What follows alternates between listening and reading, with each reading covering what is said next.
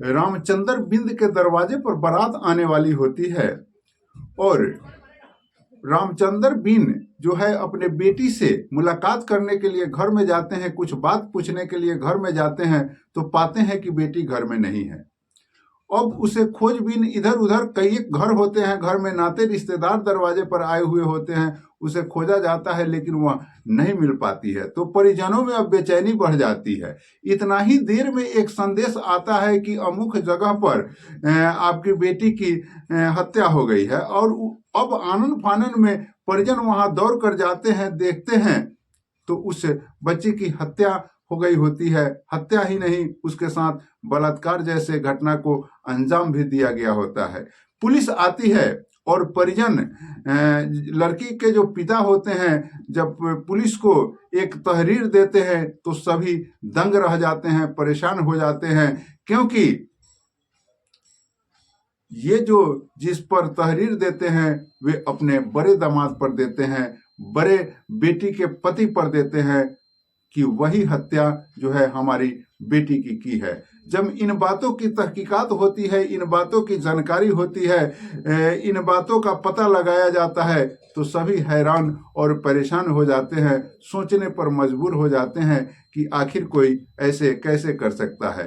तो नमस्कार, आदाब, सत श्री अकाल। मैं भागीरथ ठाकुर आज जो आपको सच्ची कहानी सुनाने जा रहा हूं, यह सच्ची कहानी उत्तर प्रदेश के प्रयागराज की है। दरअसल प्रयागराज जिले से एक थाना लगता है सराय इनायत, और इसी सराय इनायत से एक गांव लगता है दल्लापुर मुसहा।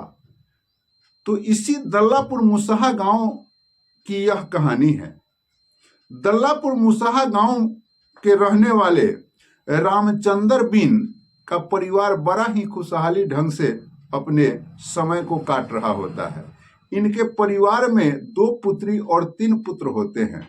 बड़ी पुत्री का शादी ये ऑलरेडी कर दिए होते हैं और छोटी पुत्री जिसका नाम रीना है उसी का शादी जो है तय किया गया होता है। रामचंद्र बिंद जो है अपनी छोटी पुत्री रीना की शादी बगल के ही कस्बा जलालपुर में तय करते हैं। जलालपुर कस्बे के लड़का से अपने छोटी बेटी का शादी तय करते हैं, वहीं से बारात आने वाली होती है और रामचंद्र बिंद जो है अपने छोटी पुत्री से कुछ बातें करना चाहते हैं, कुछ विचार करना चाहते हैं, कोई ऐसा बात समझाने का उनके अंदर भाव उत्पन्न होता है और वह घर में जाते हैं।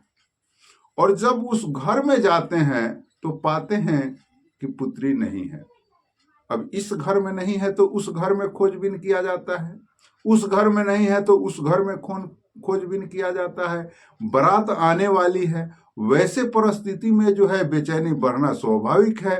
सभी नाते रिश्तेदार घर में आए हुए होते हैं, घर में गहमा गहमी का माहौल होता है। अब जब सभी लोगों के बीच में यह बात मुहामुही फैलता है तो सभी में एक बेचैनी उत्पन्न हो जाता है, उस लड़की का खोजबीन शुरू हो जाता है। तभी संदेश आती है बगल से कि एक लड़की का यहाँ शव पड़ा हुआ है। अब जो है यहाँ के परिजन जो है आनन फानन में उस जगह पर पहुंचते हैं और जाते हैं, देखते हैं तो पाते हैं कि रामचंद्र बिंद के पुत्री रीना का ही वह शव है और उसका हत्या ही नहीं, उसके साथ बलात्कार जैसे घटनाओं को भी अंजाम दिया गया है। अब जो है परिजन आनन फानन में इन बातों की जानकारी पुलिस को देते हैं।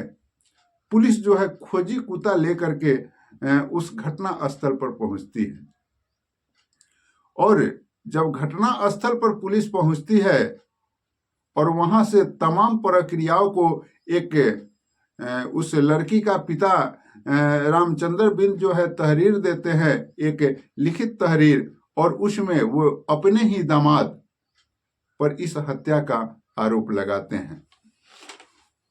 और वहां से वह खोजी कुत्ता जो है आगे बढ़ता है और आगे बढ़ता है तो सीधा जो है रामचंद्र के बड़ी बेटी जो होती है जिसके पति पर रामचंद्र बिंद जो है हत्या का आरोप लगाए होते हैं, उसी के घर के तरफ वह खोजी कुत्ता बढ़ता है।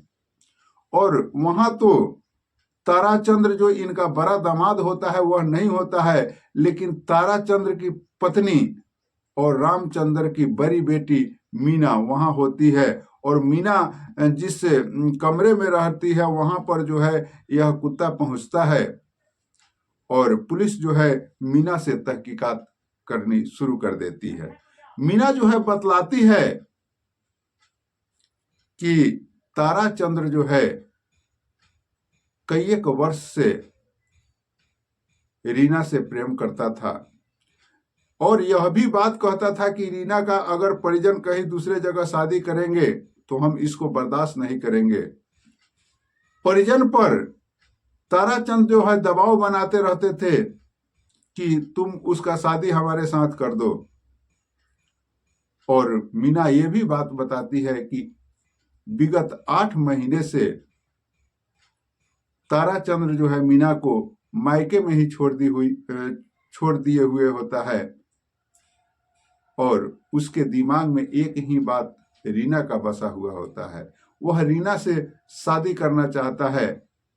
और जब परिजन इस बात को नहीं मानते हैं, परिजन जब इस बात से इनकार कर जाते हैं, उसका दूसरे जगह शादी कर देते हैं, तब जो है ताराचंद्र शादी के एक दिन पहले अपने शाली का हत्या कर देता है।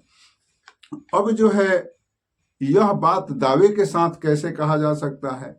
ताराचंद्र जो है हमेशा यह धमकी देता था। इस धमकी के एवज में दूसरा कोई भी तो ऐसे घटनाओं को अंजाम दे सकता है।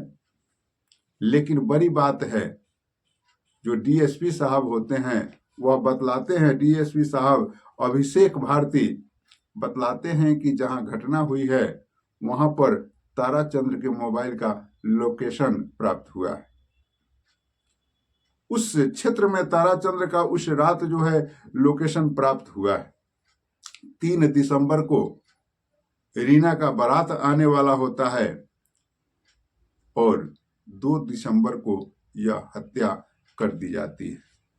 यह बहुत बड़ी बात हो जाती है, कारण कि एक तरफ सभी चीज, शादी के सभी चीजों की तैयारी हो गई होती है, सभी चीज पूरे हो गए होते हैं, केवल बारात आने मात्र बाकी रहते हैं। और उस समय जो है इतने बड़े घटना को अंजाम देना, यह अपने आप में सवाल उत्पन्न करता है।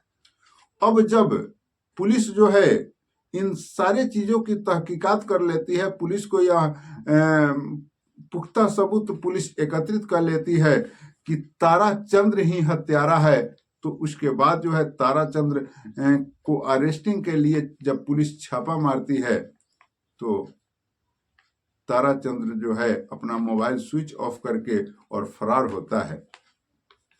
ऐसे जानकारी मिलने तक यह पता लगा है कि ताराचंद्र जो है कोर्ट में सिलेंडर कर दिया है, अब वह जेल चला गया है। पुलिस का कहना है कि हम उसे रिमांड पर लेकर के और तहकीकात करेंगे कि आखिर क्या जानकारी है। मित्रों, मैं यह वीडियो किसी को दुख पहुंचाने या परेशान करने के लिए नहीं, अपितु आप सतर्क हो सके, सशक्त हो सके, जागरूक हो सके, इसके लिए लाया। आप सोचिए कि किस तरह का कृत्य हमारे समाज में हो रहा है, जहां रिश्तों को कलंकित करने से लोग चूक नहीं रहे हैं, जहां लोग बेवाक अंदाज में एक दूसरे को यह समर्पित करते हैं रिश्ता के भावना में, वही रिश्ता को कलंकित करने से लोग नहीं चूकते हैं। ऐसी बड़ी घटनाओं को अंजाम देते हैं कि उनका जीवन ही कलंक बन जाता है, उनका जीवन ही एक अभिशाप बन जाता है। तो ऐसे कृत्यों से आप बचे, ऐसे दोषों से बचे, इसलिए हम लोग इस प्रकार के वीडियो को लाते रहते हैं। बाकी कमेंट सेक्शन में लिखकर जरूर बताइएगा कि यह जानकारी आपको कैसा लगा। मिलते हैं एक और वीडियो में। जय हिंद।